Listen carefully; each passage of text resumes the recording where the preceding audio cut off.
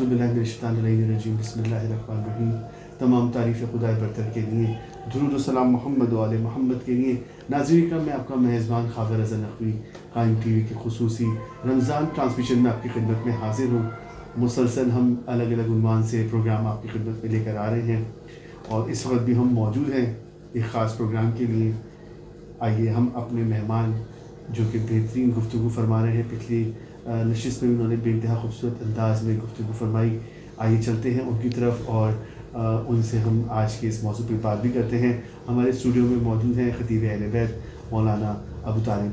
آئیے جناب ان کے پاس چلتے ہیں اور ان سے گفتگو کا آغاز کرتے ہیں. السلام علیکم. علیکم السلام حضور. آج ہم خاص پروگرام کے لیے اپنے ناظرین کے لیے اس وقت موجود ہیں، اور یہ خاص پروگرام بی بی خدیجہ سلام اللہ علیہا پر ہے. ان کی فضیلت پر بات کریں گے ہم پہلے تو، کہ ان کی کیا فضیلتیں ہیں جو. جی بالکل. بسم اللہ الرحمن الرحیم. تمام تعریفیں اللہ کے لیے، درود اور سلام محمد علی محمد کے لیے. جیسا کہ 7 رمضان کو عرض کیا کہ بہت بڑا احسان ہے اسلام پہ جناب بنت اسد کا، اسی طرح بہت بڑا احسان ہے اسلام پہ جناب خدیجہ سلام اللہ علیہا کا. اچھا، اس کی وجہ یہ ہے کہ ایک تو جناب خدیجہ کی فضیلت میں یہی جملہ میرے خیال میں کافی ہے. ویسے تو خیر بہت فضیلتیں ہیں جناب خدیجہ سلام اللہ علیہا کی، یہ جملہ کافی ہے میری نگاہ میں، یعنی اس مختصر وقت میں، کہ اس دور جہالت میں، اس وقت کہ جہاں عورت کی عزت نہیں کی جاتی تھی، اس دور میں کہ جہاں عورت کو زندہ دفن کر دیا جاتا تھا، اس دور میں کہ جہاں عورت اپنی مرضی سے کوئی کام نہیں کر سکتی تھی، اس دور میں اس وقت یعنی جناب خدیجہ کو طاہرہ کہا گیا. یعنی ادھر طاہرہ کہا گیا کہ جہاں طاہرہ لفظ کسی نے اس طرح سنا ہی نہ ہو، جبکہ آیت تطہیر بعد میں نازل ہونی ہے. آیت سورہ احزاب بعد میں نازل ہوگی، آیت تطہیر بعد میں نازل ہوگی، مگر خدیجہ سلام اللہ علیہا کو پہلے ہی طاہرہ کہا گیا، صدیقہ کہا گیا، کیونکہ طاہرہ بھی تھیں، صدیقہ بھی تھیں، اور کبریٰ کا جو لقب ہے یہ سرکار نے خود دیا ہے کہ خدیجۃ الکبریٰ. اور یہ کچھ روایتوں میں ہے، میں بڑے اشارے سے کہہ کے آگے بڑھ جاتا ہوں، کہ جب کوئی اگر طعنہ کستا تھا جناب سیدہ کو ان کی والدہ کے حوالے سے، تو رسول فرماتے تھے کہ تمہارے لیے یہ بات کافی ہے، تم ان کو یہ کہہ دینا کہ خدیجہ سے اتنی محبت ہے سرکار کو، اتنی زیادہ محبت ہے، اور یہ فضیلت کافی ہے کہ خدیجہ نے محمد کو اولاد کی نعمت سے نوازا. یعنی کسی اور کو اولاد نہیں ہوئی، خدیجہ کو اولاد ہوئی. اور خدیجہ 11 جو ہیں وہ اماموں کی نانی ہیں، وہ دادی تھیں جناب بنت اسد، یہ نانی ہے. علی داماد ہوئے، مگر ویسے دیکھا جائے تو علی کی پرورش کی، کہ جیسے میں نے کہا کہ حل جزاء الاحسان الا الاحسان، تو احسان کا بدلہ جیسے میں نے کہا کہ بھائی بنت اسد کو تو احسان کا بدلہ اللہ نے دے دیا کہ بھائی کعبے میں بلایا، اور فضیلت بنت اسد کی شمار ہو گئی. اب سوال یہ ہے کہ محمد کو پالا، تو اب احسان جو ہے وہ اب بدلہ سرکار کو اتارنا ہے، جناب خدیجہ کو اتارنا ہے. تو اس کا احسان کا بدلہ ایسے اتارا کہ جناب خدیجہ نے علی کو پالا ہے، اور ایسے پالا ہے کہ جس طرح جناب بنت اسد نے پالا کہ بال بنائے، بلکہ اگر اس کو میں یوں کہوں کہ خطابت کے انداز میں کہوں کہ عین اللہ کی آنکھوں میں سرخال جو ہے وہ سرما لگایا، یا اگر میں یوں کہوں کہ ید اللہ کے ہاتھوں کو پکڑ کے جو ہے وہ چلنا سکھایا. تو یہ جناب خدیجہ نے کتنی بڑی جو ہے وہ یعنی خدمات ہیں ان کی. اور بلکہ اگر اس کو یوں دیکھا جائے تو سرکار کی حدیث بھی ہے کہ اسلام کبھی بھی اپنے پیروں پہ قائم نہ ہوتا اگر علی کی ذوالفقار نہ ہوتی، خدیجہ کا مال نہ ہوتا. میں نے بلکہ کل ہی رات میں ایک روایت پڑھی کتاب میں، خدیجۃ الکبریٰ سلام اللہ کی سمان حیات پہ محمد اشتہاردی کی کتاب ہے، اور ڈاکٹر انصار الدین مدنی نے پورا تھیسس لکھا ہے جناب خدیجہ پہ، بڑی لاجواب کتاب ہے. اس میں یہ ہے کہ تعمیر کعبہ میں بھی خدیجہ کا مال موجود تھا. یعنی جو کعبہ تعمیر ہوا، اب یہ سب تو چھوڑ دیجئے کہ اور کہاں کہاں خرچ کیا، صرف بنیادی بات دیکھیے کہ کعبہ جو تعمیر ہوا ہے دوبارہ سے، اس میں بھی جناب خدیجہ کا مال موجود تھا. حتیٰ کہ ایک روایت یوں ہے کہ سرکار نے کہا کہ خدیجہ اب عرب کے بچوں کی بھوک نہیں دیکھی جاتی، تو جناب خدیجہ دولت کے اموال لائیں، تو اتنی دولت کہ سرکار اور جناب خدیجہ میں پردہ آ گیا، فاصلہ آ گیا. جملہ سنیے، کہا کہ جو دولت آپ کے اور میرے درمیان پردہ کر دے، ایسی دولت کو میں ٹھکراتی ہوں. یعنی دولت کو کبھی ترجیح نہیں دی، محمد سے بے انتہا محبت کی ہے. خدمت گزار بیوی، وہ بیوی کہ جس کے لیے اللہ بھی سلام بھجوا رہا ہے. جبریل سے سرکار نے کہا جبریل کوئی حاجت ہے تمہاری، کوئی دعا ہے؟ تو کہا جی شاید جبریل میرے خیال میں ان کو کہنا چاہیے تھا کہ بھائی میں کبھی وہاں تک نہیں گیا، پردہ موجود ہے، آگے جاتا ہوں تو پھر پر جو ہیں وہ جل جائیں گے، تو مجھے آگے جانے کا اذن دے دیں۔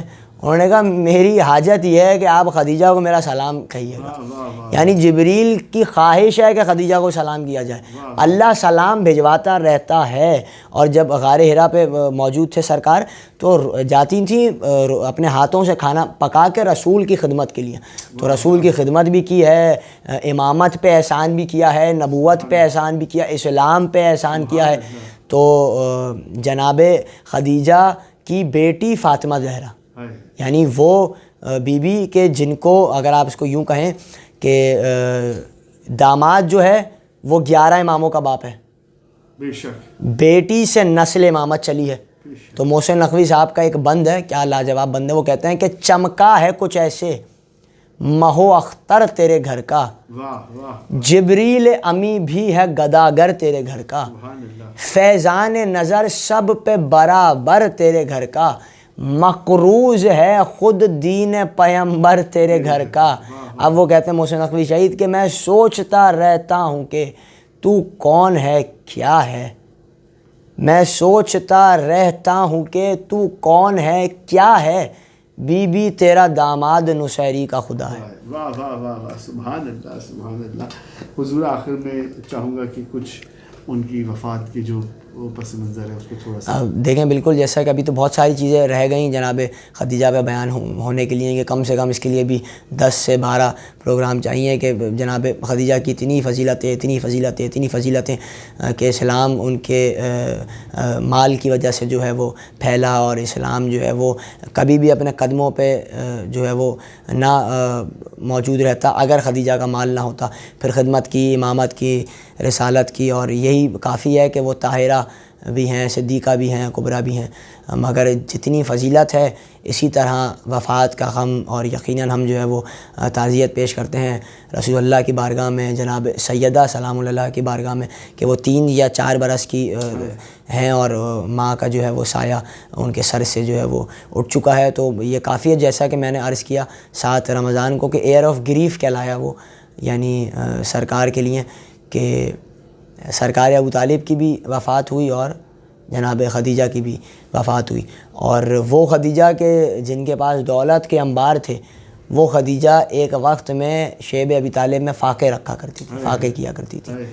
تو یعنی یہی کافی ہے، اسلام نے احسان نہ سمجھا جناب خدیجہ کا، اور یقیناً احسان جو ہے وہ ایک کہاوت ہے کہ احسان ہمیشہ کم ظرف پہ نہیں، احسان ہمیشہ اعلیٰ ظرف پہ کیا جاتا ہے۔ تو اتنا بڑا احسان کیا امت پہ، اور یہ کافی ہے فضیلت کے لیے کہ جیسا میں نے کہا حل جزاء الاحسان الا الاحسان۔ تو جو مال خدیجہ نے رسول اللہ پہ قربان کیا، تو اس کے لیے فدق نام کر کے جو ہے وہ کہا تھا، اور یہ جملہ کہا تھا کہ آپ یہ بیٹی، یہ کیونکہ میں تمہاری ماں کا حق مہر ادا نہ کر سکا، تو یہ فدق میں تمہاری ماں کا حق مہر کے طور پہ تمہیں دے رہا ہوں۔ اور ابھی میرے ذہن میں ایک فضیلت آئی، مگر وہ رخ مصائب کا ہو گیا، مگر میں ایک جملہ روک کے فضائل کے طور پہ کہہ دوں کہ جناب خدیجہ کی فضیلت کے لیے یہ جملہ کافی ہے، اور اب آپ اس پہ آپ بھی سوچتے رہیں، سننے والے بھی سوچتے رہیں، اس سے بڑی فضیلت میرے ذہن میں ابھی نہیں ہے بی کی۔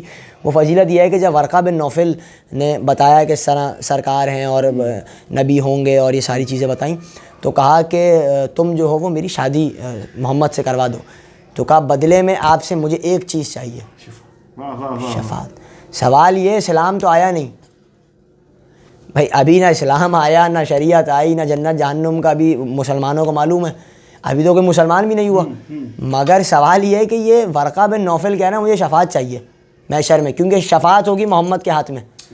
تو یہ جناب خدیجہ نے کیسے کہا کہ ٹھیک ہے میں آپ کی شفاعت کر دوں گی؟ اب مجھے نہیں معلوم، اب یہ آپ بھی سوچتے رہیں، میں بھی سوچتا رہا ہوں، ناظرین بھی سوچتے رہیں، اب مجھے نہیں معلوم کہ شفاعت خدیجہ جہیز میں ساتھ لائی ہیں یا محمد نے حق مہر میں دی ہے۔ اس سوال کا جواب یقیناً میرے پاس نہیں ہے کہ پہلے اسلام آنے سے نہ جانے کتنے سال پہلے کہہ رہی ہے میں نے تمہاری شفاعت کی۔ تو یعنی خدیجہ کی فضیلت کے لیے یہ جملہ کافی ہے، اور ظاہر ہے کہ وفات کا دن ہے، اور ہم بس تعزیت ہی پیش کرتے ہیں سرکار کی بارگاہ میں، وہ بی بی کہ جنہوں نے اتنا اسلام کو پالا، اور وہ آخر وقت میں جو ہے وہ فاقے رکھنے پہ مجبور ہوئیں اور